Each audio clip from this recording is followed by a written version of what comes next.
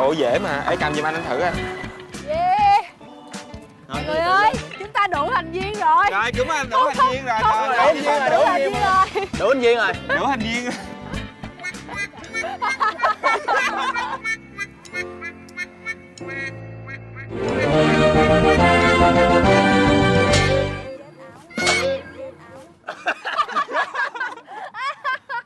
Nó trượt không ta? Không, anh ngồi dưới đây chắc không trượt đâu. Trượt chúng anh. Tại đó trong nhà chung thì em tin tưởng anh nhất. Em tin anh. Nhưng mà em có buồn không? Nhưng cái... Em không buồn mà em thấy em có lỗi đấy. Không cần phải có lỗi. Tại vì anh biết là anh biết là tình cảm của em hướng về ai. Và anh cũng không cần phải... Nhưng mà anh buồn cho cái tình cảm đó đúng không? Không, thật sự lúc là nó không buồn là không đúng. Tại vì thật sự là anh cũng hơi buồn. Tại vì là, cái lần em có nhớ cái lần cuối cùng mà 4 người có cơ hội để lúc mà em chọn để đưa em về á, anh vẫn hy vọng cái lúc đó em sẽ nói là anh chứ không phải là Cường. Đến lúc Mỹ là nhân vật chính đó, Mỹ hãy chọn ra chàng trai chở My về. Ở đi. Em nói đi. Chọn ai vậy? Trong 4 người các anh. Em quyết định nha.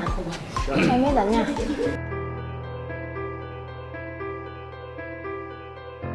Cần chở Mỹ về nha.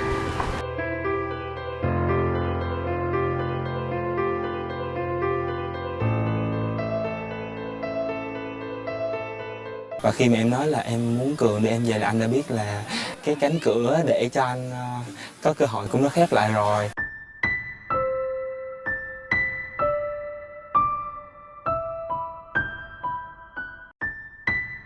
Cái ngày mà em chọn Cường đưa em về á, thì ít ra ngày đó cũng là một trong những ngày hiếm hoi mà em cảm thấy vui ở nhà chung. Về sau thì em thấy bớt rồi.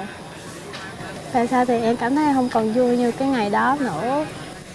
Nhưng mà anh thấy để mà em bắt đầu với một tình cảm mới như vậy với Cường thì anh có cảm thấy yên tâm không?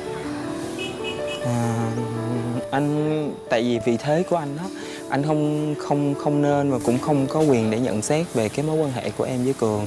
Và nếu mà anh nói về để nhận xét và ấy thì cũng không hay.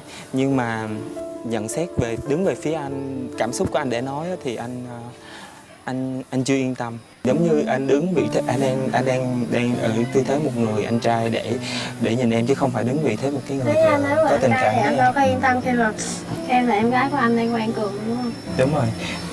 Vì sao? Anh, chắc ai cũng nhìn ra được.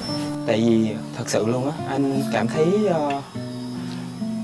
anh xin lỗi nhưng mà anh cảm thấy Cường chưa có quan tâm em nhiều. Và anh cũng có quan sát em.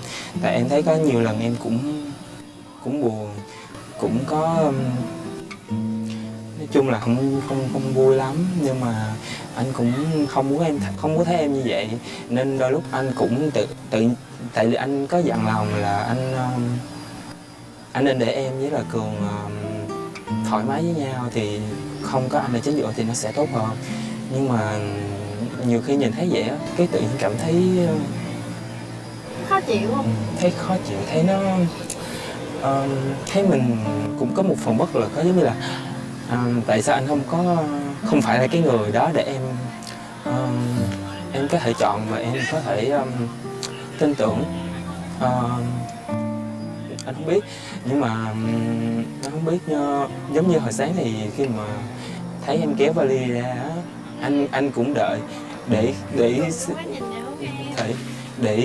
Cường có một cái gì đó gọi là sorry nha, quan tâm em thôi. Nhưng mà anh chưa thấy điều đó.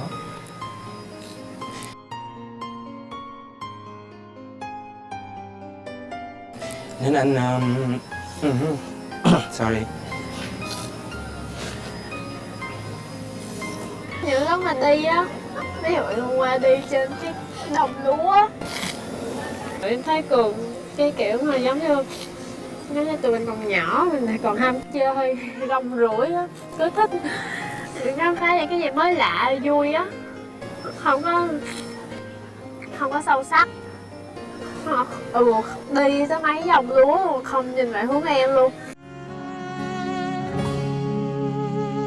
Em cô đơn quá giữa bao chuyện của đôi ta,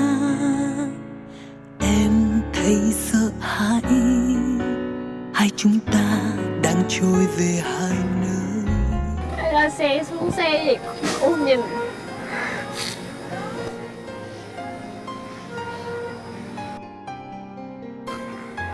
Rồi đi ra xe xuống xe. Anh sợ em bị tổn thương thôi. Thật sự anh chưa yên tâm. Tại vì nếu mà thật sự Cường là một người quan tâm em, lo em cho em thì anh cảm thấy rất là vui. Anh cảm thấy là anh rất là thoải mái. Anh có thể lùi lại với vị trí như là một người anh trai để yên tâm để giao gỡ người em gái của mình cho bạn đó. Nhưng mà hiện tại thì anh vẫn còn chưa thấy điều đó, nên đôi lúc anh vẫn phải dõi theo em. Đối với tình cảm của anh với em nó vượt xa cái mức là tình cảm của anh rồi. Nó chỉ anh quý em, anh coi em giống như một cái người em gái. Quý vậy luôn á. Anh muốn em được hạnh phúc, anh muốn em thật sự vui vẻ với cái mối quan hệ mà em đã chọn. Em không phải là mẫu người Cường thích. Em cứ trải nghiệm đi, anh biết là nếu mà em không chọn Cường em sẽ hối hận. Đúng rồi. Anh biết là em chọn lầm, rồi sau đó em sẽ quay lại để em chọn lại, còn hơn là em không chọn rồi em sẽ tiếc nuối. Cho dù quyết định của em là như thế nào thì anh cũng ủng hộ quyết định của em, nhưng mà hy vọng em sẽ được hạnh phúc.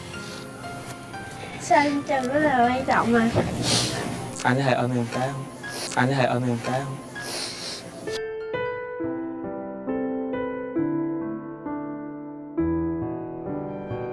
Em cảm động về tình cảm của anh Quang. Từ ngày đầu tiên cái lúc mà bịt mắt đi tìm nhau á, đến hồi sau này lúc là anh Quang cũng lựa chọn em, nhưng mà anh Quang nghĩ cho em, không muốn em mất cơ hội với người khác, cho nên là anh Quang không chọn em mà để cho em đến với người khác, chứ không phải là ảnh thay đổi và muốn chuyển qua người khác. Em chỉ có thể dùng từ tử tế thôi. Anh Quang là một người rất tử tế thôi. Sau cuộc nói chuyện với Mỹ ngày hôm nay thì anh cảm giác là Mỹ đã có một cái quyết định riêng cho bản thân mình, và cái quyết định đó là Mỹ hoàn toàn tin tưởng vào quyết định của mình, và đó là quyết định mà Mỹ cho dù là có đúng hay sai thì Mỹ vẫn muốn kiên trì với quyết định đó. Em với anh Quang là kiểu nhìn nhau không cần nói cũng hiểu là người kia sắp nói gì hay là cảm thấy như thế nào, nên là lúc nãy em biết trước là anh Quang sẽ nói cái gì và anh Quang cảm thấy gì, cho nên là em không, sau khi nói chuyện xong thì em không có khó xử nữa.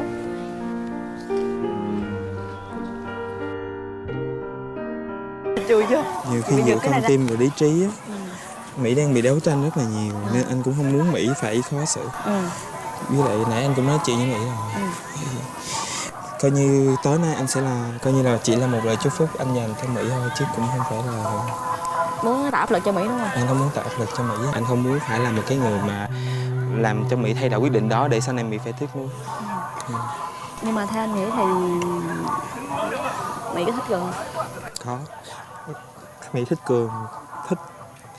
Anh nghĩ thích khá nhiều. Hả? Đừng có chỗ nào gì hết.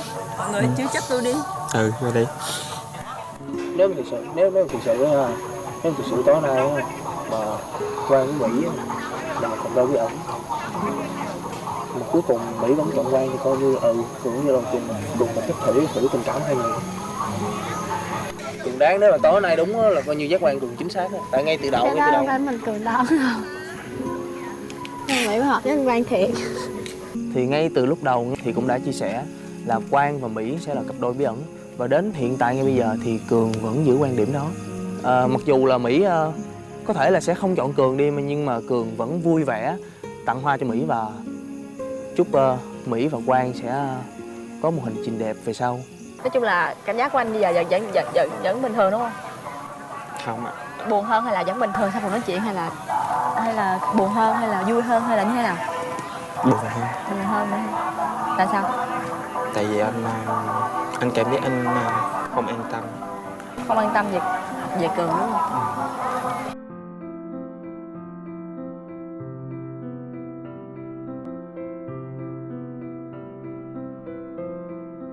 trước đây có chương trình có hỏi anh là ngoài Mỹ thì anh có muốn gặp hay là tiếp xúc nhiều hơn, nói chuyện nhiều hơn với bạn nữ nào khác nữa hay không? Thì anh có nói là anh cũng muốn tìm hiểu, cũng muốn nói chuyện riêng với em nhiều hơn. Như vậy thì Em cũng mong điều đó. Tại vì thật ra chứ không phải có hỏi em là tại sao anh Quang là cái mẫu người mà em chia sẻ là em thích, nhưng mà tại sao em lại không, kiểu như là tại sao em không thấy em động tình gì với anh Quang? Em là người không phải là có thể tìm hiểu một lúc 4 người, ví dụ như là mọi người chia sẻ đó. Em là kiểu người ví dụ thấy 4 người nhưng mà em đặt mục tiêu vào người nào thì em chỉ nghĩ tới cái người đó thôi. Mặc dù em chưa có quen, chưa có gì hết, nhưng em chỉ tập trung vào một người. Còn anh chia sẻ luôn á, thật ra nếu mà nói về cái hình mẫu mà lúc đầu anh chia sẻ với chương trình á, là một cái hình mẫu mà tóc dài, chân chất, kiểu thật thà, kiểu có một cái gì nét gì đó nó mộc mạc á. Mà đúng là em có những cái nét đó luôn á. Có những cái gì đó nó tự nhiên, nó thật, nó không có bị giống như là gọi là bị biến đổi hay là bị thấy. Nhưng em vẫn có cái nét riêng của em. Nhiều khi anh giỡn với em anh nói anh có đùa nữa, nhưng mà cũng có đôi lúc cũng có đôi lúc thật vậy. Tại vì anh thích chọc em vậy đó, nhưng mà cũng có một cái gọi là giống như là cảm như là khi mà hồi chưa đi học, hai bạn nam mà có cảm giác thích một bạn nữ cũng có hay cảm giác mà hay chọc tán vậy, em hiểu không? Thì cái đó cảm giác đó cũng hơi có, anh cũng có với em, thật sự là có, giống như kiểu giống như là tán, nói cho bạn đó gây sự chú ý, giống như vậy đó. Em thấy mọi người kể về chương trình mấy năm em thực sự rất là thích luôn á. Sao em nói rất là thích. Tại vì một giống như Cường nói vậy đó. Tại vì người ta quen nhau rồi bao nhiêu năm vậy, em chưa bao giờ trải qua. Không, mỗi người sẽ có một cái trải nghiệm khác nhau trong chuyện tình cảm. Thì đừng so sánh chuyện của mình với chuyện người khác, mà anh nghĩ mình cứ là em thôi, cứ tập trung vào chuyện của mình. Rồi đến khi nào đó cái chuyện của mình cũng sẽ giống như người khác, cũng sẽ nói về giống như là em nói chuyện tình nó đẹp quá, ước gì mình được như vậy. Thì sẽ tới lúc như vậy sẽ có. Còn nếu mà em chịu mở lòng thì chắc chắn sẽ có thôi. Có ai qua đây nói chuyện với anh Quang cũng chảy nước mắt. Anh Quang là cái người nữa hả? Anh là người trung tâm thu hút nước mắt. Đúng rồi. Sau cuộc nói chuyện cuối cùng với anh Quang thì em cảm nhận anh Quang vẫn như là những cái lúc em chia sẻ, là ảnh là một người cực kỳ sâu sắc. Khi được biết thì anh Quang có nói là kiểu người như em cũng là cái mẫu mà ảnh đang tìm kiếm, nhưng ảnh ấn tượng mạnh với Mỹ hơn. Em có nghe câu đó thì em nghĩ rằng là nếu sau này ảnh có muốn hẹn hò riêng với em ở bên ngoài chương trình thì em nghĩ sẽ có cơ hội. Đối với Mơ, nó có thể là đúng người nhưng mà chưa phải đúng một thời điểm.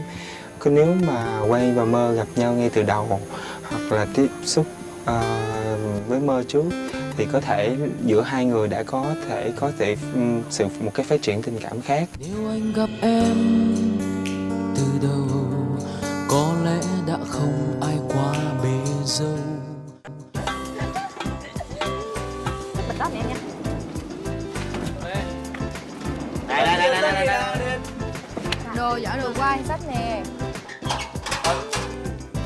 Mời tất cả mọi người.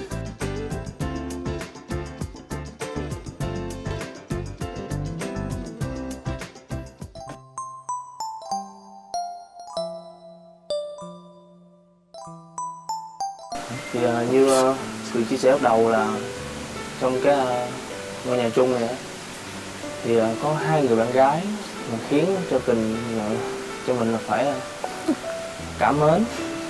Bây giờ tôi có thể mời hai bạn nữ cùng lên, mời Mỹ, mời Thanh. Thì sự đây là hai cô gái mà trong ngôi nhà chung này Cường rất là cảm mến. Thì bó hoa này Cường muốn tặng cho Mỹ, bó hoa này Cường muốn tặng cho Thanh. Và người mẹ muốn tỏ tình là Người mà em muốn tỏ tình là Cường xin lỗi Thanh. Em biết rồi. Thanh sẽ chúc cho Cường làm tốt những gì mà mình cần làm ngay bây giờ. Giờ Thanh sẽ đi xuống dưới, mình ôm một cái nha.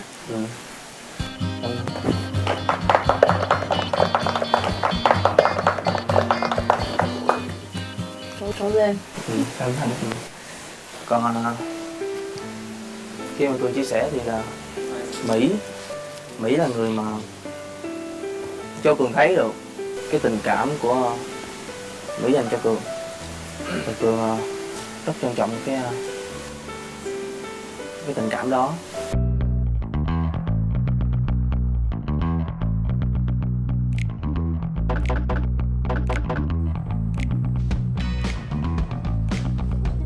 Có chiến tranh chuyến bay này sẽ đi về đâu đây? Tại vì người mà Cường muốn chọn thực sự không phải là Mỹ, nhưng mà Cường suy nghĩ. Tại vì Cường... Mẹ cũng muốn Cường chọn. Mỹ nhận món quà của Cường nha. Yes, cô Cường chiến thắng. Nhưng mà mẹ muốn tìm Cường. Nhưng mà mẹ nghĩ là Cường sẽ đi tìm Thanh. Mà kiểu muốn gặp thôi chứ không biết nói gì, biết không? Biết rồi. Chiều mẹ muốn Cường qua đón mà. Thì đó. Đúng nhưng mà Cường không đón được, Cường đâu nói đâu. Mẹ em giỏi Cường thôi, mất thì Cường giỏi. Hôm rồi lên anh Dương chở qua. Anh Dương tôi nói là hồi sáng Cường muốn tìm Thanh chứ không phải tìm Mỹ. Nhưng Mỹ cũng nghĩ là Cường thích Thanh cho nên Mỹ nghĩ là anh Dương nói đúng rồi.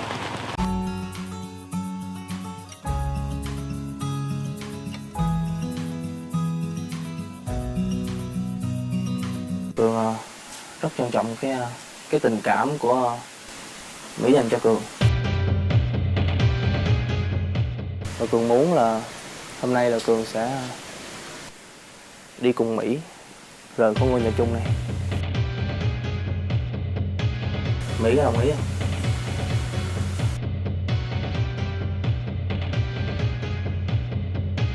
Cảm ơn Cường về tình cảm mà Cường đã dành cho Mỹ cũng như Thanh. Cho Mỹ cũng như Thanh.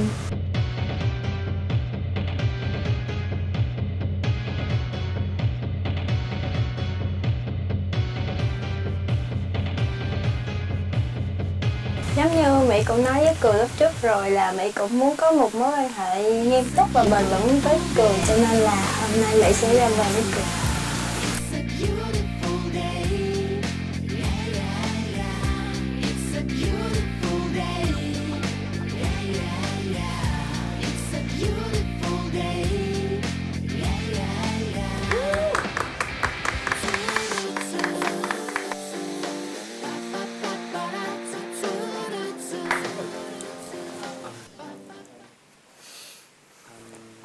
Em không biết em còn nhớ cái này không? Cái này là cái trái tim đầu tiên em làm cho anh lúc mà cả hai người trang trí cái bao bố á.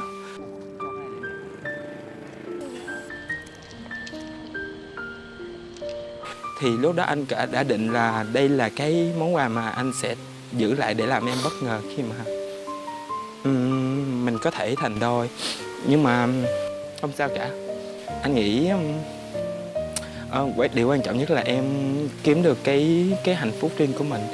Và anh tôn trọng cái quyết định của em. Và anh nghĩ em sẽ hạnh phúc với cái quyết định của mình. Và anh chúc cho cả em và Cường sẽ đạt được hạnh phúc trong không chỉ là trong cái chương trình này mà cả sau chương trình.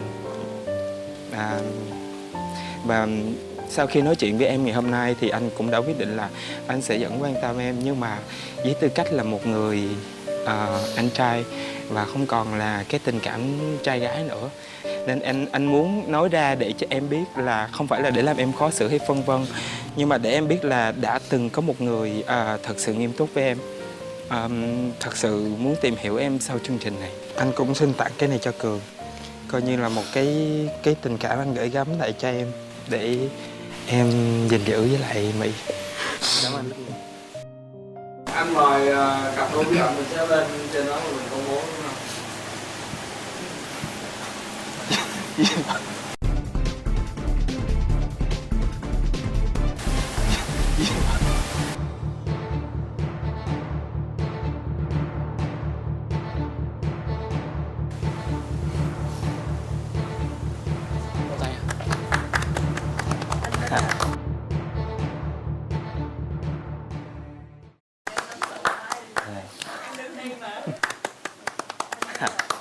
thời gian 10 ngày qua thì nói chung là Dương và Thanh đã từng trải qua rất là nhiều cảm xúc khi mà phải giấu giếm cái chuyện tình cảm của hai đứa, khi mà hai đứa cố tình có thể là thả những quả bom mù để mà nhằm tránh lạc hướng của tất cả mọi người.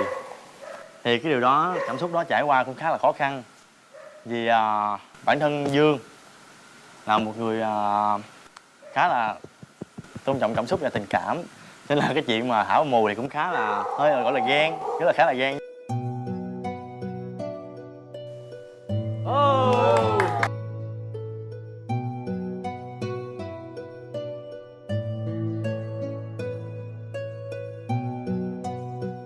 Lúc mà Thanh thả bom mù với Cường, lâu thả bom mù với Bé Minh, với Minh, thì nói chung là Dương gọi mình là Minh được cũng khá là có cảm xúc, có hơi ghen. Mình có điều muốn nói. Ok, cái nói. Bây giờ là cái nhìn nó rất là khác. Rất là khác. Và thực sự là ngay từ ban đầu thì mình có thích Thanh thật. Thanh mình, những cái gì tình cảm của mình và những cái gì mình chia sẻ dành cho Thanh đó là thật. Và lúc bấy giờ mình cũng đã, ngay từ ban đầu mình đã biết và nghi là Thanh chính là cặp đôi biển. Trong 4 cô gái thì không ai khác ngoài Thanh. Nhưng mà mình đã nói với tất cả mọi người rằng là kể cả mình biết Thanh có là cô gái biển thì mình vẫn sẽ tấn công Thanh. Nhưng bởi vì là lúc đó mình nghĩ cái người mà là cặp đôi biển cùng với Thanh ấy là Cường.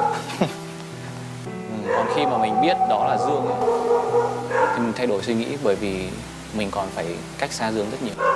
Ở tính cách, ở một người đàn ông, mình có thể là bằng tuổi Dương, nhưng mà mình nhìn thấy ở Dương có những cái sự tính cách chững chạc hơn mình rất nhiều. Và mình nghĩ rằng nếu như mình có thể đi cùng một cô gái ấy, thì cô gái đấy phải đi với người tốt. Cho nên mình đã không muốn đã dừng tấn công Thanh. Và mình tin rằng là các bạn sẽ là một đôi hạnh phúc, và Thanh đã có một người đàn ông tuyệt vời. Mình tin vào điều đó, mình tin Dương chính là con người như vậy. Thực ra thì hôm nay khi mà nghe anh nói tình cảm của anh tất cả từ ngày đầu tiên dành cho em là thật đó, thì em nghĩ là em đã sai. Khi em nghĩ sai về anh, em xin lỗi, thật sự xin lỗi. Thời gian qua, 10 ngày qua thì khá là nhiều cảm xúc trong anh, nhưng mà anh muốn là em nói trước. Hai đứa mình rất là gan khi dám đi đăng ký và tham gia chương trình này. Thật sự đó là ý kiến của em. Thì có nghĩa là mình biết nhau thì lâu, nhưng trong thời gian mình tìm hiểu nhau và đến với nhau thì rất là nhanh. Nên là em, trước khi mà mình có một quyết định thật là lớn thì em muốn mình có một cái thử thách. Thì là sau khi mà vô nhà chung á, có nghĩa là trước đó cuộc sống của em nó rất là lộn xộn. Nhờ có anh sắp xếp lại nó, và anh đã làm thay đổi tất cả mọi thứ, và anh cố gắng nhường nhịn em, kể cả những lúc em cáu nhất, em vô tình, thậm chí là em làm anh buồn, em làm anh có một chút tổn thương, mà anh vẫn là người chưa bao giờ anh la em, hay là chưa bao giờ anh trách em một điều gì hết. Anh luôn luôn tha thứ và bỏ qua tất cả mọi thứ. Anh đến bên em và anh mang đến cho em tiếng cười mỗi ngày, kể cả những lúc em cáu nhất anh vẫn làm cho em cười. Mặc dù em cười đó em ức chế lắm, nhưng mà em vẫn cảm thấy là tình cảm của anh nó thật sự rất là lớn. Và đó là điều mà em muốn mình thực sự có một thử thách nào đó, thì em mới muốn mình đến với cuộc thi này. Và cái việc thắng thua á, với bọn mình lúc ngay từ đầu em đã nói với anh nó không quan trọng. Cái điều quan trọng đó là mình thử thách và mình có niềm tin chắc chắn với nhau. để mình có một cái chuẩn bị lớn hơn, đó là về chung một nhà. Anh thương em thứ nhất vì em là một cô bé, nói chung là một cô gái đã từng trải qua những chuyện kinh khủng, và điều đặc biệt là giúp anh trở nên một người như là quan tâm một cách chi tiết hơn, một người trưởng thành hơn rất là nhiều. Anh nghĩ là cũng đủ để anh có thể ngồi xuống đây, quỳ xuống đây, không có nhận ra. Mặc dù cái nhận cũng không phải là quý giá, nhưng mà anh đã chuẩn bị từ cái bữa mà mọi người định đi Vũng Tàu. Thì cái bữa đó anh giả bộ anh giận bé Mỹ, thì giận anh đi đâu đó, thì ra là anh có khoảng được nửa tiếng để anh có thể mua được chiếc nhẫn này bằng tất cả số tiền mà anh có trong túi. Thì anh hy vọng là sau chương trình nhà chung này thì anh với em sẽ về chung một nhà.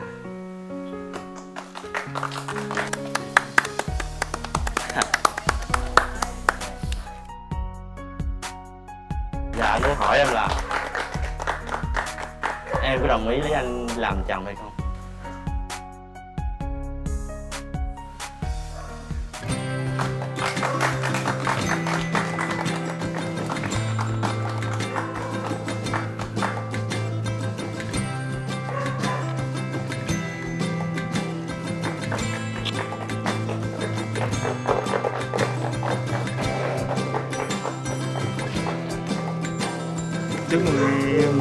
Khép lại hành trình với nhiều cung bậc cảm xúc cùng màn cầu hôn chân thành và lãng mạn của hai bạn Di Dương và Ngô Thanh. Love House, ngôi nhà chung tiếp tục chào đón những gương mặt mới, những màu sắc cá tính thú vị. Với một phiên bản mới, chuyến xe hồng sẽ cùng chính bạn trẻ lên đường khám phá những cảnh đẹp, khám phá những tình cảm được nhen nhóm trong 7 ngày tại Vũng Tàu, Bảo Lộc và Đà Lạt. Một cái chấp nhận là phải chơi. Giờ là không quen ai, không có một người bạn. Có nghĩa là em đã hiểu ý của anh rồi, anh vẫn không hiểu ý của em. Thành viên nào là cặp đôi bí ẩn? Thành viên nào sẽ tìm thấy một nửa phù hợp với mình? Liệu các bạn có vượt qua được những thử thách đang chờ ở phía trước? Mời quý khán giả đón xem trên HTV7 lúc 22h45 thứ ba hàng tuần.